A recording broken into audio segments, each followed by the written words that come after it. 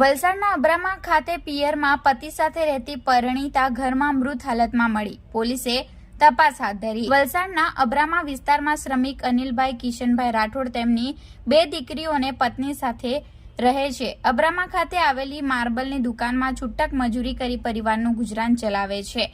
તેમની પત્ની ઘરકામ કરવા જાય છે. 22 વર્ષે તેમની મોટી દીકરી જિજ્ઞાએ 14 ડિસેમ્બર 2023ના રોજ વૈભવ નાયકા સાથે કોર્ટ મેરેજ કર્યા હતા. જે બાદ વૈભવના પરિવારના સભ્યો જિજ્ઞાને સ્વીકારવા તૈયાર ન હતા, જેથી વૈભવ થોડા દિવસ તેના સાસરે અને થોડા દિવસ જુજવા ખાતે મામાના ઘરે રહેતો હતો. જિજ્ઞા વાવફળિયામાં આવેલા એક ખાનગી કંપનીમાં નોકરી કરતી હતી. રવિવારે અનિલભાઈ છૂટક મજૂરી કરવા ગયા હતા.